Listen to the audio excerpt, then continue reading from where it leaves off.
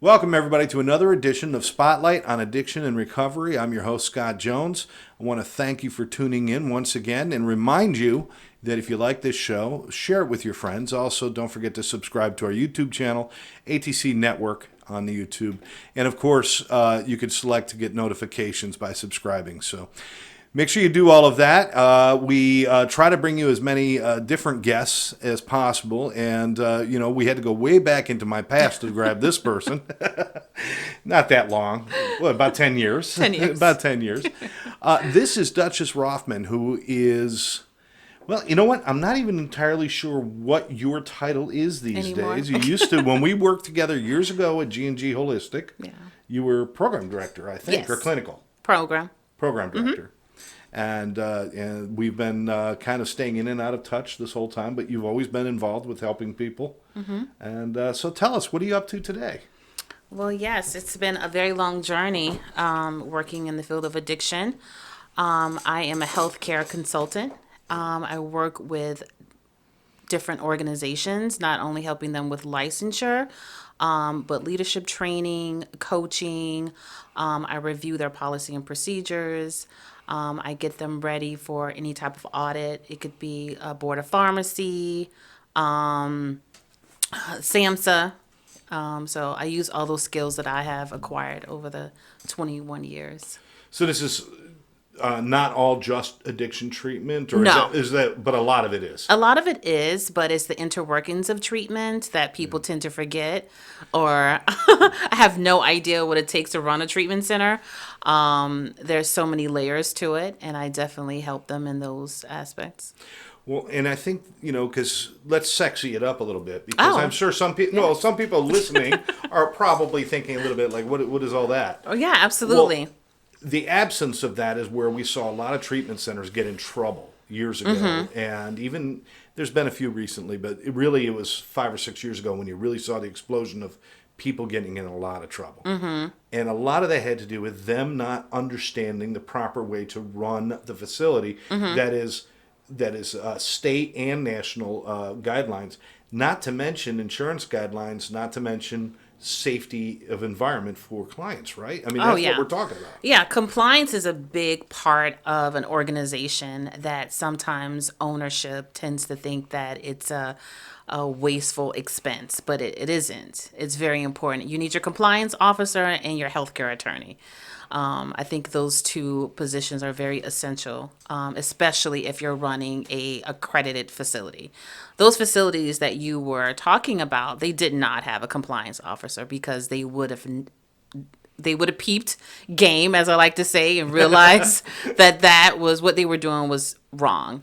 So your larger facilities, they have a compliance officer, they have a healthcare attorney, they also have a HR who has a SHRM, which is an accreditation, to make sure that even the HR is in top notch. So this goes from acquiring your DCF, which is your Department of Children and Family licensure. And this goes into your Joint Commission, a CARF accreditation. And then if you have a detox, then there's a Board of Pharmacy. There's rules and regulations you have for there because you have to have a pharmacy license. And then if some facilities have methadone, then there's an OTP, an opiate treatment program license as well. Not to mention there's a lot of that are touting mental health now. Oh, yeah, ACA. Can't forget that. But an ACA license is different than just saying, we handle co-occurring disorder. Exactly.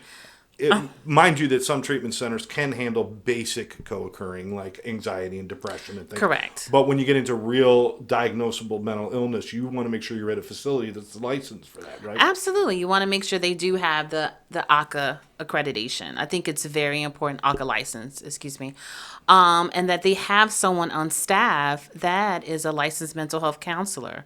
I think that's also essential. I am one, and I think it's important. All of my classes, I can remember, was mental health driven. It wasn't just policy and procedures. We really looked at the time. It was a DSM-4. What is it now? It's the 5. I still say 4. No, it's a 5. I thought they'd be up to 30 by now. No, it's been so long. No, I know. Yeah. Unfortunately, they remove, they take out, they add. It's a whole little a game, a guessing game. I call it sometimes. that really knows mental health. I think it's very important because if someone is having, let's just say, a psychotic or delusional break, they'll automatically Baker Act them. But before even going to that extent, you need to explore. Look at the biopsychosocial. What's going on with this client? What medications are they on? Are they coming off or any type of substance or hallucinogens? So I think those need to be explored before we just jump and just Baker Act people. Yeah, absolutely. There's no shortcuts, and we found where shortcuts get us, and they get us in trouble. But at the end of the day, this all comes down to, again, for people listening now, this isn't just the inner workings of a business. This is about really when you're dealing with addiction, you're dealing with healthcare, you're dealing with a threat to the client's safety if it's not done properly. And that, at the end of the day, is what drives you. Isn't that correct? Oh, absolutely. Incident reporting within a facility, I look at the incident report if there's any type of corrective action that needs to be taken place, if we need to train the staff in any way. Maybe the client slipped and fell because the floor was wet. Go figure, right? Sometimes the floor is wet. But why was the floor wet? Did we have a sign up? People used to think that incident reporting was a bad thing. No. Let me tell you something. If you're looking at a treatment center that's got more than 5 clients, you can expect there's going to be incidents now and again. It could be an incident of 2 clients having a fist fight. It could be somebody punching a wall and hurting their knuckle. I mean, it could be something that's totally like that. Slip and fall. Yeah.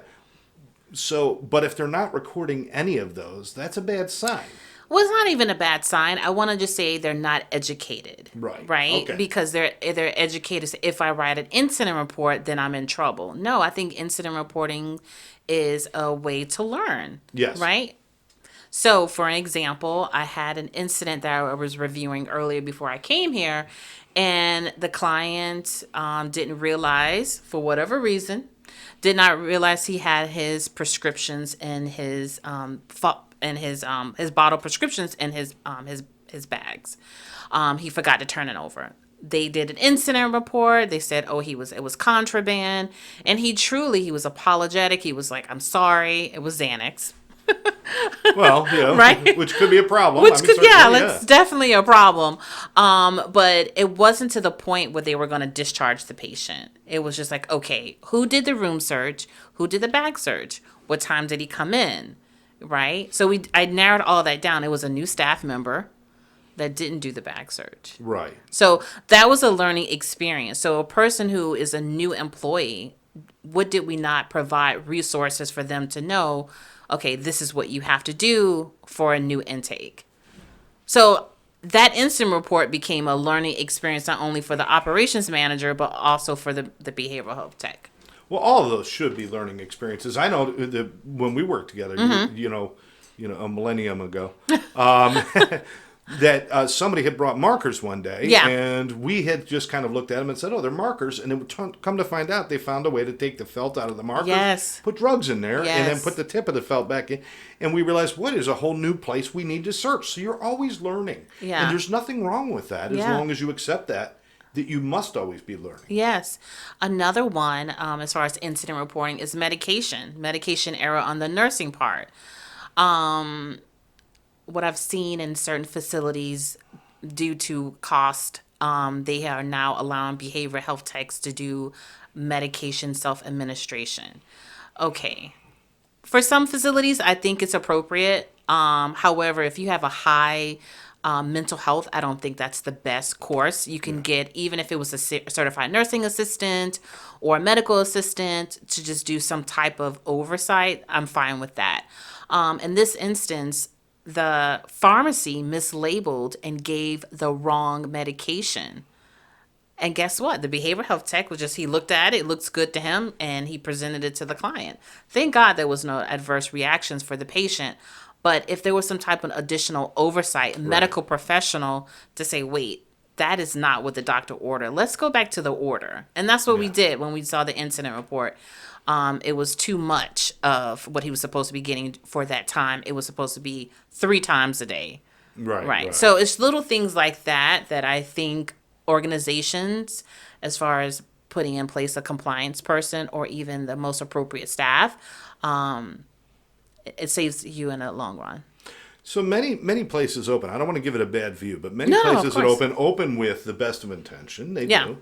And even an appropriate staff. Now, some may be lucky enough to have somebody who understands compliance and all those things in place.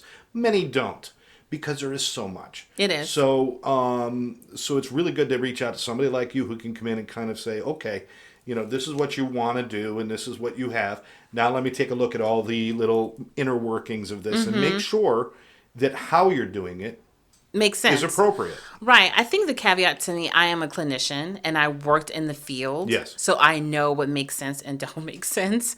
So looking at a policy or procedure manual, it's like making sure it's not copy and paste. And because I've been seeing a lot of those, because that doesn't apply to your facility. If you are a day night with community housing, you should not have regulations that apply to a detox. And I've been seeing that lately. And I'm like, okay, well, you're not a detox, so you don't need to do this. And you can have more than one behavioral health tech. So I think initially when I want to open up a treatment center, this is what I want to do. And they just buy, certain policies of, that's what the term I've been hearing, buying policies and procedures, or, Yeah. I probably shouldn't say that. No. Okay. I mean, it's okay because You can edit that out. No, people fell into that. Now, I want to be honest with everybody.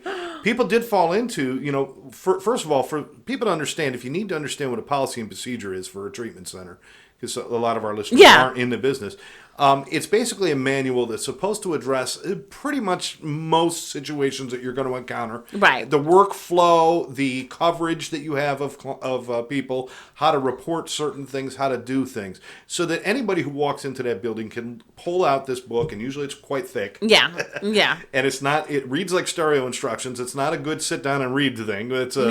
But you should be able to go to the medical section and say, okay, this is how they handle this, and this Correct. is how this flows. So, and it's by law that has to be in there for licensing and for to be certified and everything. That has to be in there. What happens is it is a daunting task to put these things together. And if you don't know, sometimes people turn to somebody and say, "Would you do my policy and procedure?" And what they do is they take it from another place, change a few names, and then hand it to them. And sometimes with a lofty bill attached to it. Yeah. But that's not, it's got to be written for the facility very For the specifically. facility, absolutely. It's for the facility. So if you do not do room checks, if that's your policy, then it shouldn't be in your policy and procedure manual. It doesn't make sense. Yeah. But if you acquired, let's use that word, if you acquired a policy and procedure and it had room checks, so when, let's just say your accreditation body, Joint Commission, a CARF comes, and they're like, okay, well, show me your round sheet where you were doing head counts. And you're like, well, we don't do that. Well, let's go back to your policy, because your policy clearly says that you do. Right.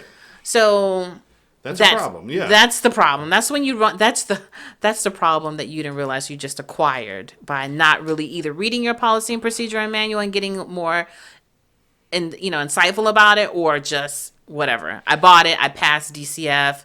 I passed Joint Commission initially, and that's it. And I tell owners, listen, you are responsible. There were some rule changes in the Department of Children and Family, specifically for substance abuse, that they're making them more accountable. And it's not that you can just push it off to the clinical directors or program directors anymore. You yourself, Yeah.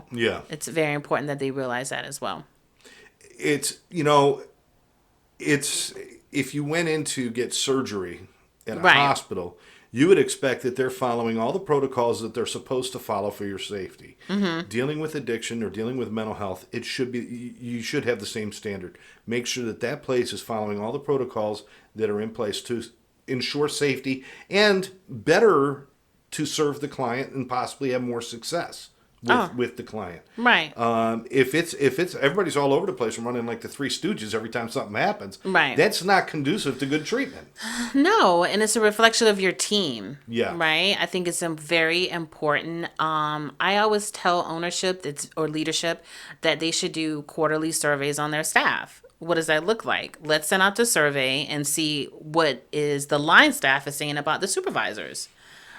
Okay, if you're getting back and there's the results and they're saying she doesn't listen or he doesn't listen, is unavailable, there's no coaching, there's no training available, then there's something needs to be done. Yeah. Okay. One or two people are not going to always agree with their supervisor, but if it's 90% of the staff, then you definitely have a problem. I think it's very important that ownership bring in their managers, have a sit down conversation with them. What am I doing? What can I help you with? What can I support you with? Right. That's how you build a successful team. Absolutely. And one of the things I see that a lot of people that we're working with now at ATC, are coming around and understanding the most important member of your staff. Now, certainly your clinical and your Oh, yeah, medical and all that, absolutely. but the one who's spending all the time with those clients, the one who is The behavioral serving tech. them Oh. lunch and waking them up in the morning and walking the hallways at night when the clients are coming out of their skin or having an AMA moment or a moment. These are the most important people on your staff, and these are people you should talk to them on occasion and find out, what are you seeing, Exactly. because they see things that Exactly. the clinicians can't possibly see. And I always say that I have had countless conversations with leadership, and they always want to, as far as when it's time to cut staff, Yeah. they want to cut the behavioral health tech. And I always say, listen, guys, that $12 or $15 an hour salary, it's not going to impact you. However, not having that person is going to do the impact more than anything. Let's always look at other avenues in order to, trim the fat. Yeah. It doesn't always have to start with the behavioral health tech. They are the most valuable person to the organization. And I say that because they're the one who really runs into the burning building. Yeah, absolutely. And the funny thing is we're talking about the least paid. Yeah, in most least cases, paid. least paid and Yeah. least trained. Yeah. Mm-hmm. We encourage people constantly train your Yeah. BHTs. It doesn't do any good to have a master's level clinician who spends 1 hour a week with clients, with a particular client. When you've got a tech who spends 8 or 10 hours a day with that person, they should have some skills. And the money spent on training these people is money well spent. Wouldn't you agree with that? Absolutely. It's money well spent, and it also helps the clinical team. Because if you have a representative from the behavioral health tech, and not always the supervisor, because the supervisor is not always there. I used to have, when I was in a leadership role at a treatment center, I would rotate the behavioral health techs that would come to the meetings. The ones who were responsible, of course, and that wanted to take some direction. And they would come to the meetings and they'll say, you worked the 3 to 11 shift because I need to get information on what's happening on that shift. You tell me. And they would tell us things, oh, you need a camera in the laundry room. There's a party in the laundry room after 10 o'clock, right? Yeah. And we had no idea. Of course, now we're calling it the Love Boat. Right, exactly, Yeah. exactly. Yeah, I get you. And we didn't realize that because even though there was a camera facing the laundry room, there wasn't one on the other side. So listen, the clients, when they're at their lowest, unfortunately, they do things that are not always in their best interests. So we are there to protect them and just to guide them, not to punish them, Yeah. but to guide them. And Yeah, so we're not talking about No. deviant behavior as Yeah. much as they're reaching out for some sort of comfort because they're struggling. Correct. And sometimes that means sexual things or Yeah. different things like that. It's going to happen. So Yeah. you're right. You got to protect Yeah. yourself. And the BHTs are the ones where they're seeing that. Yeah, they catch it, and we wouldn't have known that because the 7 to 3 supervisor didn't even know that was happening. Now, if that information was put into, let's say, a staff email, or I don't know, somehow we would have been alerted maybe 2 months before, maybe could have saved us in certain ways. But that was many, many moons ago. Now, are these things you share with your clients that you Oh, work absolutely. with? I mean, you Yeah. don't just go in there and look at their policy and procedure and, No, and look at the inner no. workings. No. You share your experience. I share my and- experiences of, yes, I share my experience. I have a lot of stories. We worked at a facility. I was there for 10 years.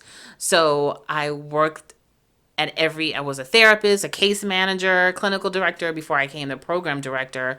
So I really knew the inner workings of treatment, and I apply that to my business on a daily basis.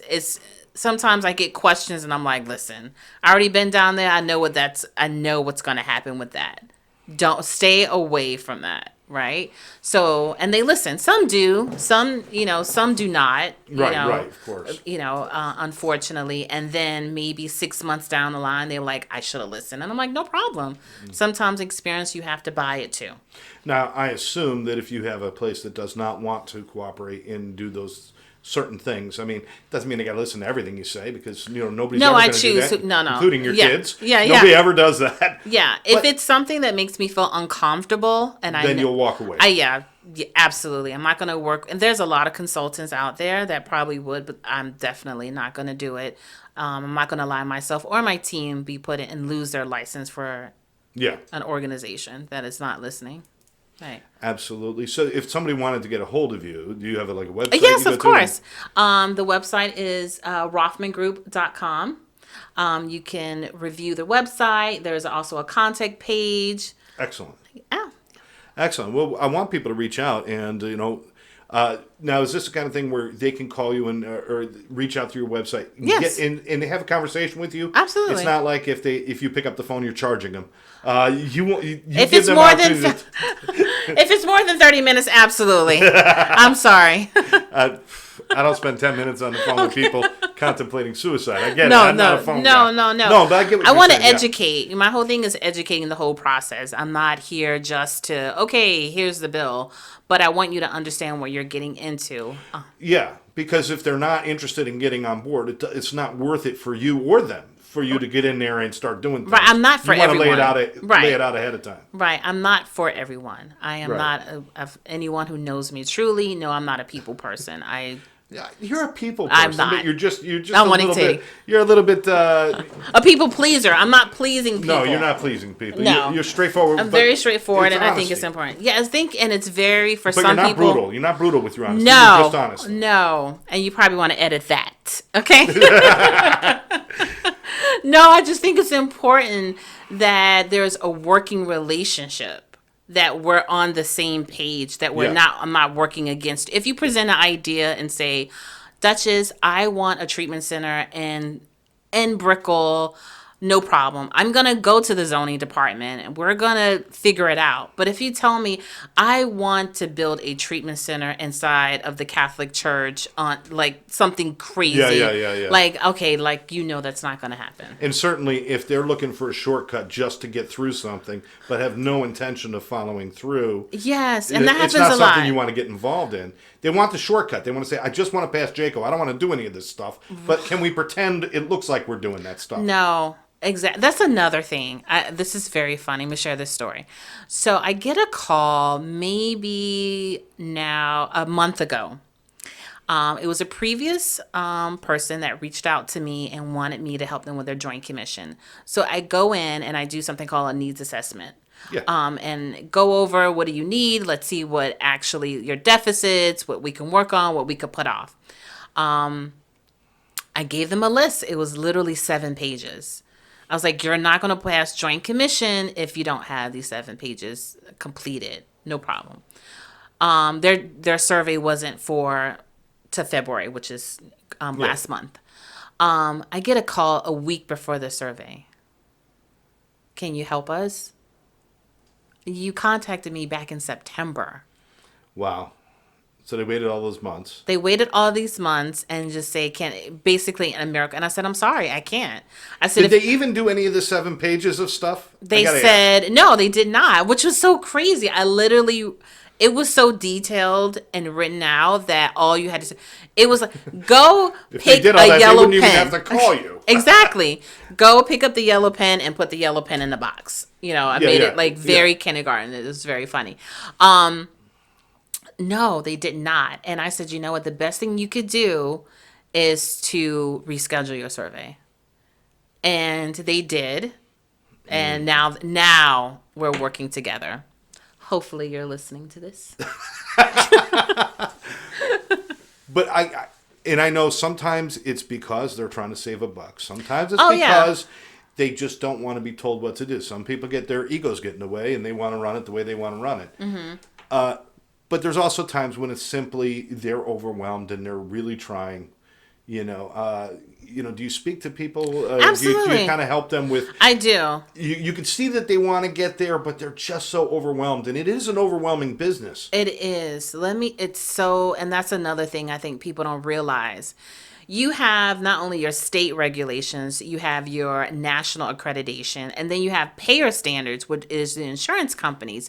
They want certain things done at a certain minute of And time. everyone's just slightly different. And so- everyone is different, right? So let's just say Cigna wants the biopsychosocial, which is basically the Bible next to the treatment plan in a client's file, to be completed not only, I'm just going to say 24 hours, but by a licensed person.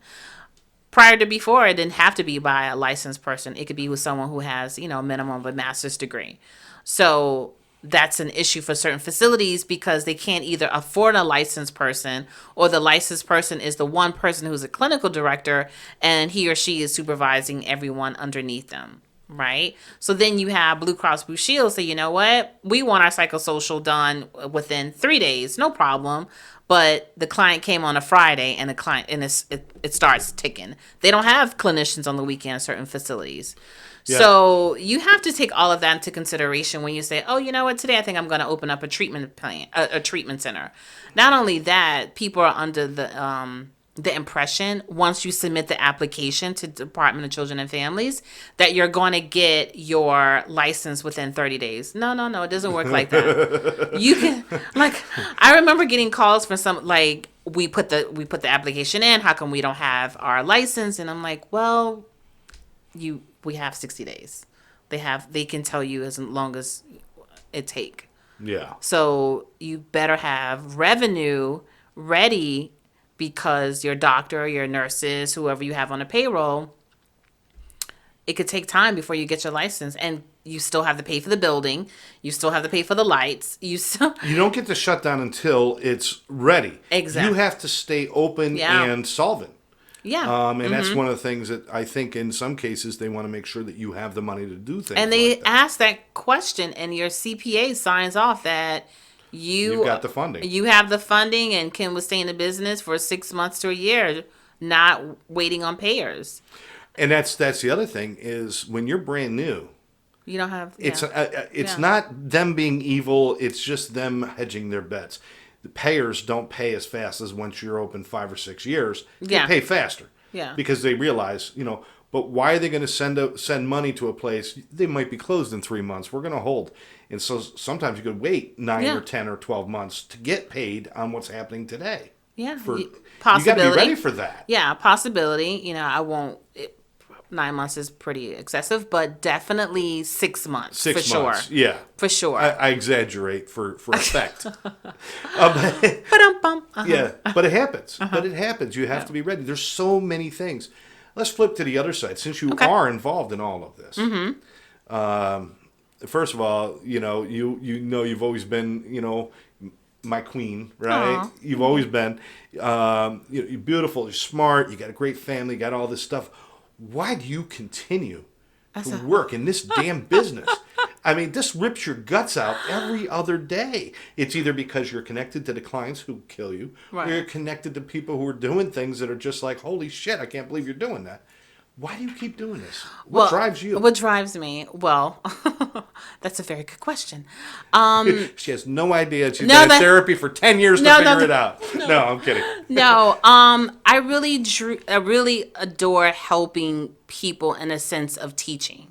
I do. That's one of the things I love, coming into a very organic organization and my eyes open like a brand new baby. Like, oh my God, we could do this and this and this. And every time I have that moment, it really does something to me. So that's probably one of the reasons. And I was able to connect to a young lady. Her name is Tiffany Tate.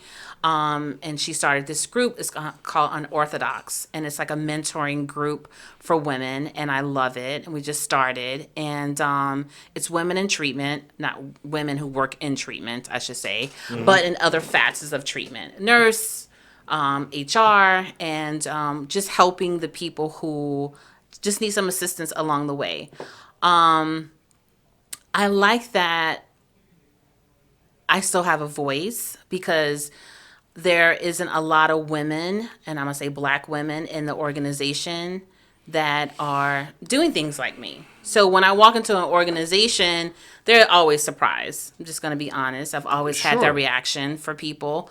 And to go into a room and be very knowledgeable and personable at the same time, I want to say. And I make it seem easy, but I want them to understand what they're looking at the same time. Yeah, So- somehow you've got to walk through be their best friend but carry a big stick Exactly. at the same time. Yeah, So and these are that's tough to balance. Have you noticed? I mean, we've got so much attention now to the racial tension, Yeah. and all the stuff going on. And quite honestly, I've got to say, just growing up how I did, and the people in my family, and I've got mixed race in my family, and different things, and there's been a lot, and I've kind of I fell into a malaise of, well, I guess we're done with all of that, and No. everything's fine. But these past year and a half has really shined a light. Have you noticed any change in the climate over the last year and a half? I mean, well, I definitely, as far as ownership, which is, I'm going to say, have always been 90% white males. yeah. They have definitely leaned on me in regards to making sure that their facility has a little bit of women, a Hispanic. One of the organization is really like Duchess. We really need to find a client, not a client, a staff member to help us with that LGBTQ community. That's very important as well. So for those owners have welcomed, and then some are like, you know what, this is what we do. This is it. Yeah. Very like old school Yeah. way of thinking. And I'm like, okay, well, you're probably going to get left in the wind. And I don't say that to be mean, but at the same time, there's a change that's coming along, and people really need to understand that. And I think people, even myself, and I'm going to be perfectly honest, because I fell into that malaise of, well, I'm okay, so I assume everything's okay, and Right. it turns out it's not. And certainly in the circles I walk in, it's not an issue, but I get outside that circle and I look around and I'm like, wow. And people start to get it like, well, why do I have to focus? Why do I have to hire either African American or Hispanics or women or LGBTQ? Why do I have to focus on that? Well, we have to focus on it until we no longer have to think about it and it's done anyway. And that's kind of how any change happens. But I think people are they're resentful. They're saying, well, why do I have to focus on that? Well, we have to, because if we're going to change, you never make a change without having to put thought into that change until it becomes automatic. And it will if we all keep working at it, I think. Absolutely. I think the key is your clientele is not the same either. That's true. Your clientele is not the same. How do you say you're LGBT friendly if you don't have any staff members Exactly. that are LGBTQ? Exactly. And that was one of the There's things other letters too, and I forget what Well, they are. Pan, LGBT, yeah, we'll get it. I promise. And I embraced the fact that he said that, and he is, from the South, Alabama, and he was just like, we have to do this. Like, if I have to be the first, I want to be the first. Of course, they have treatment centers that geared to that, but the fact that he wanted to even embrace and bring in a clinical person to address, I think that's amazing. Because I would have never thought him, hopefully you're not watching, sorry, that he would have allowed that to happen. Especially for me, I want to say when we were at G&G, our owners were the most relaxed. We had everyone. We had Black, we had Hispanic, we had back then people who were LGBT. We just didn't know it until they actually came out about it, right? But There were a few that we, we kind of something's there. But you know what? It was that environment. It was basically so inclusive of everything. It was that it was almost like it wasn't even a thought. We weren't thinking that, we got this and we've got that and we've got this person and we got that person. We weren't even thinking. We were thinking like our family is just getting more diverse and it's so beautiful, and it was a beautiful thing. And I hope that everybody can get there. Yeah, but it was our leaders, right? Absolutely. Right? Absolutely. And a lot of people, I can tell you, since I left monitoring treatment, working in treatment exclusively in 2016, no one has ever had the experience that we were blessed to have. Even though, we yelled and fought and whatever, but we still was a family. It was at a the end of family, the yes. at the end of the day, we'll take up for each other and go into his office and Yeah, beat and him up. we've lost a couple, and Yeah. we miss them dearly. The other Yeah. ones we still stay in touch with. Yeah. In fact, Arthur just moved into my neighborhood, as a matter of fact, yeah. and we've got. It is a family, and you're saying it started with the leadership, and if you looked at the two guys who were running the show, you wouldn't have thought those two were the ones. You got the old mob guy and the old Yeah. this guy and the old this and this, and it's like, how are these guys so open to They all are. of this? And like you said, you get surprised sometimes. It's like, wow, I can't believe they're doing this. Yeah. It must really light you up to see people It does. It does. embrace the right stuff. It does. To the point that this also what keeps me going. Like, okay, I'm making a difference and somehow, and I'm helping navigate through this new way of treatment. Not only that, but society. People are often surprised. I had one guy that was not as nice to me. I was getting ready for my presentation, and he was like, "I'll take a coffee while you at it." Really? Yes. And I'm like, okay, hold on, let me get someone for you. Right? Oh. And it was just one of those things like, wow. See, now there was a time when you would have poured it over his head. I did. I calmed down. There was a time. I definitely calmed down a little bit. As you get older. Yeah. My battles, I fight them a little differently. Just as dangerous. Just dangerous. No, that's So great. the whole idea was, and it wasn't until the guy was like, no, she's the one. This is who we hired. He was like, oh. So immediately his perception changed. Yeah. But it was just like, wow, did you not see me? Like, Yeah. but no, did you see me? That's the difference. Yeah. So, Hey, you know what? We keep going. Yeah. You don't accept anything less than yeah. that. But you understand that it is a process to change. And I think the whole country for a long time fell into this, everything's okay, we don't talk about it anymore. Now we're talking about it again, thank God. Yeah. And hopefully we keep pushing forward and we're not going to have to deal with some of this stuff that I see like my sister go through and other Yeah. people that, but, and again, in treatment, we're dealing with all walks of life. I mean, Yeah, right absolutely. now, we're going into 2020. I'm sure 2020 must have been a difficult year It was- because census down to nothing, up a little bit down, and it was really tough with COVID, right? Well, I must say the ones that did the best was my detoxes. Detox treatment did, it was good for them. The owners did very well to the point that they had to open a second location just to do the overflow. The facilities that did not do as well and then went to do telehealth, was the partial hospitalizations, the intensive outpatients and outpatients. So that's how they're surviving. Well, you understand what happened. I mean, Oh, yeah. more than 40 states have reported significant increases in overdose deaths. Yeah. And everything else. As a matter of fact, even out in Oregon, 72% increase in Oregon. 72% increase. Mm-hmm. That's ridiculous. Whereas 10 people would have died in one time period. In this time period, it was 17. That's ridiculous. Yeah. So people, detox was definitely needed. But I have a feeling in 2021, we're going to be looking at a great deal of need when COVID starts to slow down. Things open up more.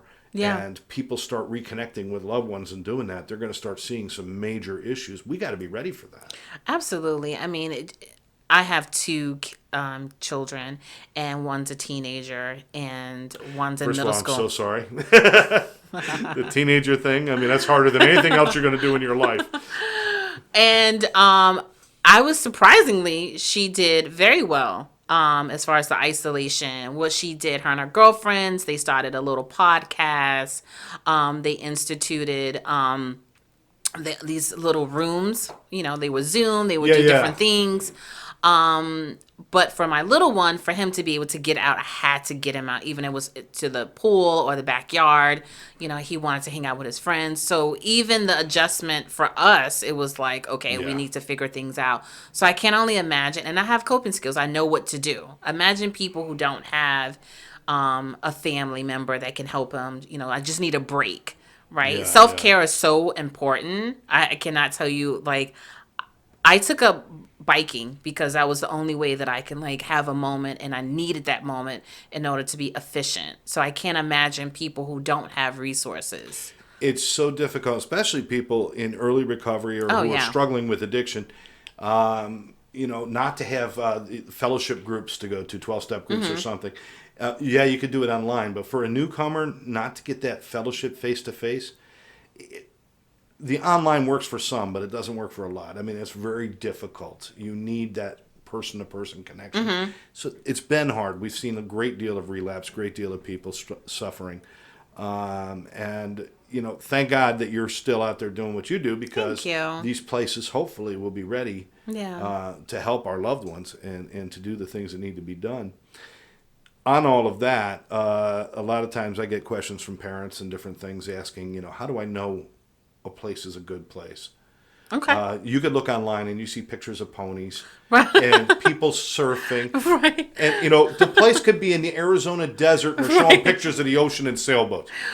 You just don't know. Well- How do you know you're dealing with a good place, and what should you do to vet them or check them out? I think that's a very good question. Well, legit script is something that they have to have, and it has to show their current address and the phone number. If you can, if it's in the area, I will do a drive-by. I will do a drive-by and say, is that the building? Is that the treatment center? You may not be able to access the home, but I would definitely look at the campus as much as possible. I'll see if they're Joint Commission accredited. When was their last accreditation, right?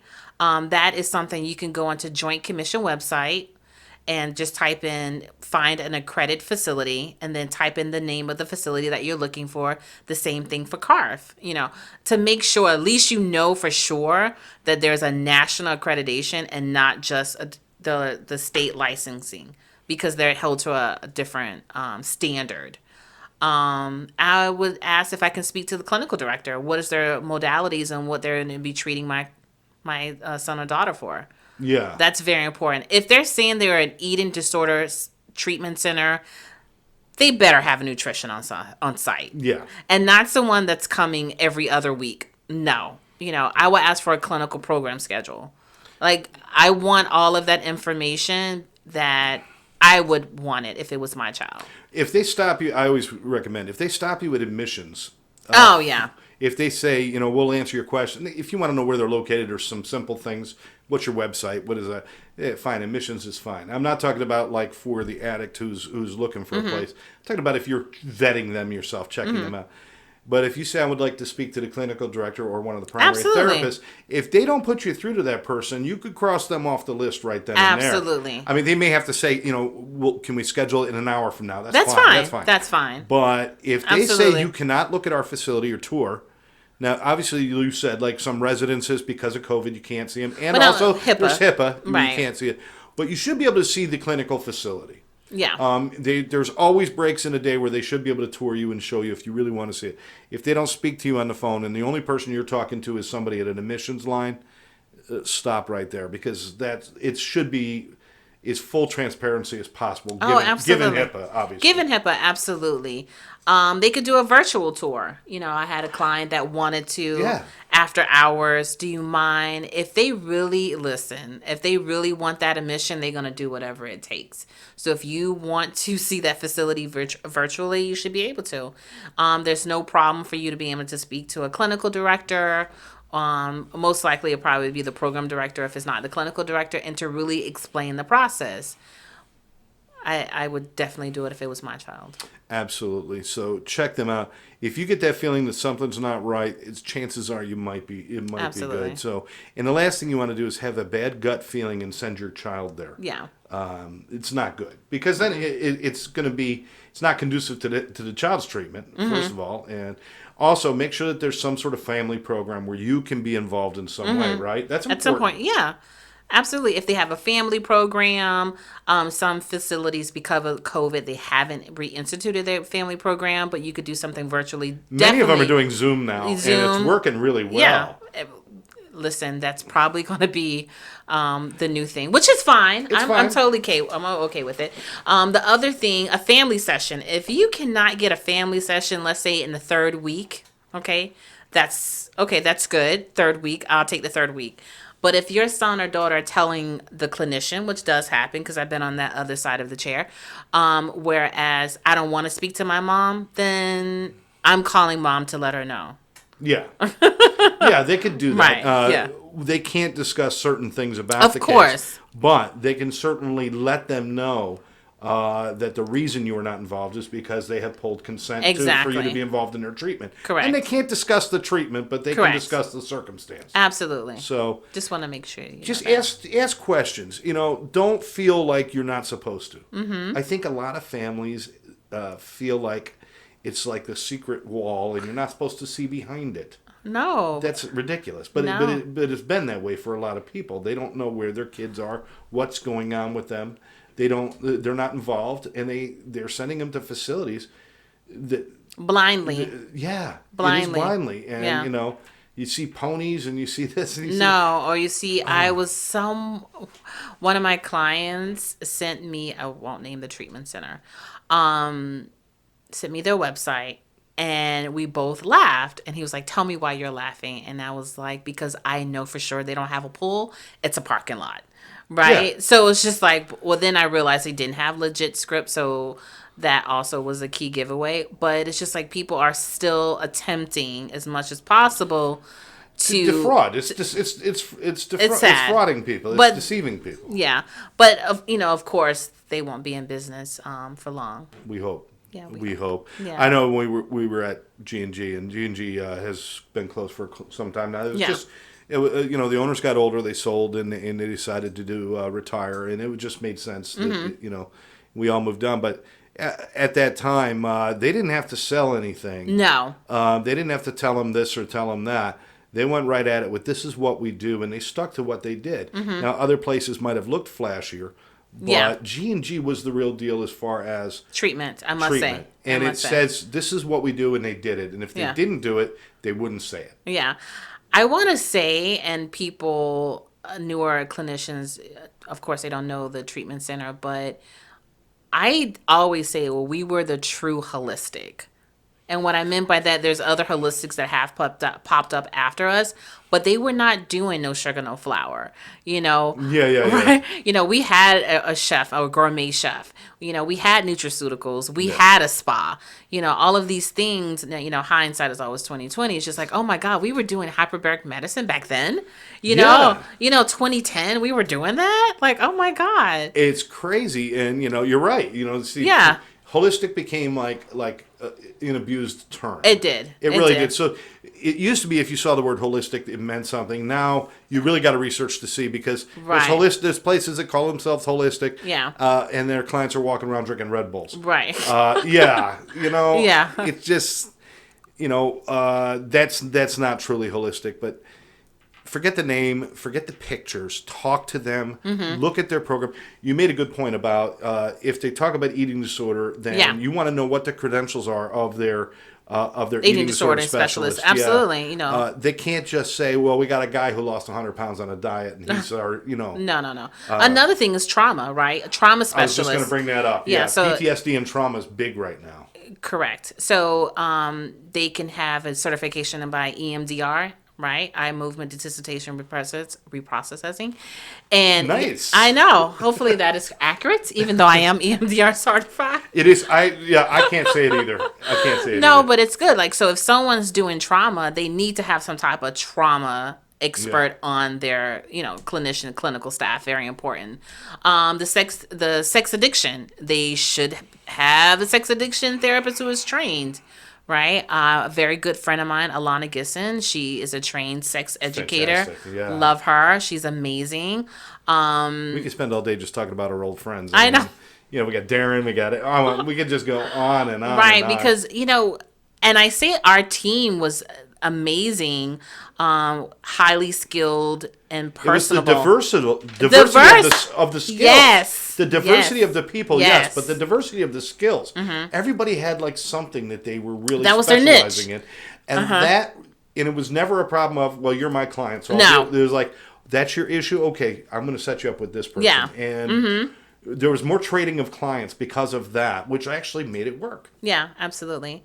So people, don't be afraid of stacking yourselves with qualified people. It's going to make the difference. It makes your treatment flow, and it gets out of, I call it the BS of treatment, meaning like you don't have to worry about the I want to say the mundane of treatment. Yeah. Like it doesn't seem boring because you have this exciting staff members on that are doing some, far out stuff. I think, which Yeah. is really cool.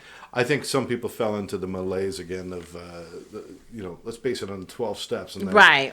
Well, I go to meetings, so I guess I could teach. Right. And it's, although 12 steps is a really great tool for continued sobriety, Yeah. you have to deal with the traumas and the underlying disorders in order to break through to Absolutely. get to that point. Absolutely. And you need professionals to do it. Right. Another thing we were briefly talking about earlier is treatment centers that are now doing maintenance, right? Yeah. Marijuana maintenance, ketamine. I'm getting a lot of calls in regards to how do you start a marijuana maintenance program. I always ask them to do their due diligence if this is something that you really want to do. So that's a new and upcoming thing. Everybody has personal beliefs and issues. I'm Yeah. not a fan, but that's a personal belief. It's not a clinical belief. It's Correct. a personal belief. Correct. I'm sure there's clinically reason for a lot of different things, including some of the things that I find fully offensive, which is long-term use of things like Suboxone and Subutex, and those kind of things. Long-term uses of that is almost like medically managed addiction. It's not sobriety, but I mean that's a personal thing for me. Yeah. I believe there's a place for everything, but you got to figure out what it is. If a client wants to go to marijuana maintenance because they want to get sober but still be high, that's probably not the mindset that's good for them. Correct. Absolutely. But if there are other disorders that may benefit from that, then that's a different story. So there's something for everybody, I guess. Yeah. And my opinion doesn't matter a hill of beans. It's all about the individuals who need the help. Right, who need the exactly. help. But check it out. That's if we can get anything out of everything we've talked about today. First of all, if you're a treatment center, time spent doing things the right way saves you money and time of trying to make up for the things you did wrong. So do that. Do things the right way. Ask for help. Reach out to Duchess. Yes, RaufmanGroup.com. RaufmanGroup.com. It's going to be right there on your screen. Check it out. Do that. Ask questions. If you're a family member or somebody looking for treatment, do your due diligence. Don't look at the pretty pictures. Don't look at all the big fancy words. Talk to them. Talk to them and make sure that they have the right accreditations and licensing for their state and for obviously their national licensing and stuff. You deserve it. If you, like I said, if you're going to have heart surgery, you wouldn't just go to the first surgeon in the phone book that had the letter A in front of his name because he was the first one. Right. You'd want to know that they're good at what they do. Same thing here, because people are dying. People are dying left and right. I buried a family member over the summer, and I've got other people that risk in my family and in my friends. I wouldn't want them going somewhere subpar. So you make sure that it's the right place. And if somebody wanted to just reach out and ask you a question, do you mind answering questions for regular people too? Of Not course. just us regular people? Yes, of course.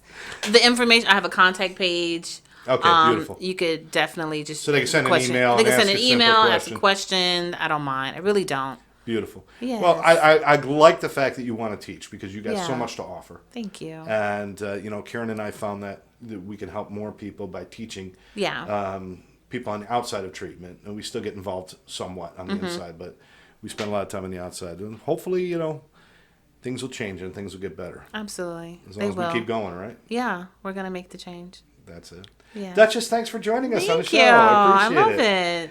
All right, so I want to thank you for joining us and remind you once again, make sure you share this and subscribe to our YouTube channel, ATC Network. See, if I said it right, maybe you would do it, right? ATC Network on YouTube. And, of course, if you want to know more about Addiction Training Center and all that we do, you can go to atceducation.com. For now, I'm your host, Scott Jones. I want to thank you for joining us right here on Spotlight on Addiction and Recovery. Thank our guest, Duchess Raufman, who is just, she's all that in a bag of chips, folks. I'm telling you right now. Here we go. We'll catch you next time. Thanks for watching.